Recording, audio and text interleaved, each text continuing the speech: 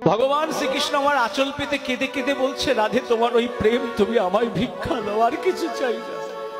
রাধারানী বলছে, বধূ আমি তো তোমায় সব দিয়ে দিয়েছি, আমি নিজেকে বিকিয়ে দিয়েছি তোমার চরণে, আর কি চাও তুমি?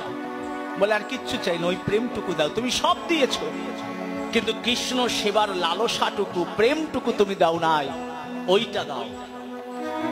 প্রেমময়ী রাইধনী বলছে, ওটা তো আমি তোমায় দিতে পারবো না। কেন? কেন দিতে পারবে না? বলে, বধূ বধূ গো,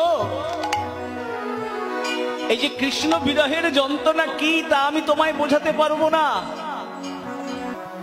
ভগবান কেঁদে কেঁদে বলছে, রাধে তোমার ওই প্রেম আমায় ভিক্ষা দাও। রাধারানী বলছে, আমি তোমায় সব দিয়ে সরে দিতে পারবো না। কেন? কি করবে তুমি এই প্রেম নিয়ে? দেখুন জিজ্ঞাসা করছেন, এই প্রেম নিয়ে তুমি কি করবে?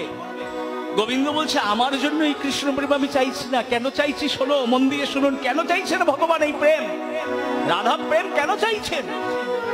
গোবিন্দ বলছেন, আগত কলিযুগ বড় সর্বনেশে, সেখানে মানুষের অন্তরে থাকবে না কোনো প্রেম, মানুষের অন্তরে থাকবে না কোনো ভক্তি, কোনো শ্রদ্ধা। তারা অন্যগত প্রাণ, তারা সব সময় স্বল্পাহার স্বল্প আয়ু, তারা সব সময় হিংসা হানাহানি মারামারি কাটাকাটির মধ্যে থাকবে, অন্ধকারাচ্ছন্ন যুগের মধ্যে তারা থাকবে, পশুর মতো, পশুর থেকেও নিকৃষ্ট জীবন যাপন তারা করবে। তাই তাদেরকে আলো দেওয়ার প্রয়োজন, সেই আলোই হলো এই রাধা প্রেম, এই কান্তা প্রেম। এই প্রেম আমি কলির জীবকে দান করব আগত কলি যুগে গিয়ে।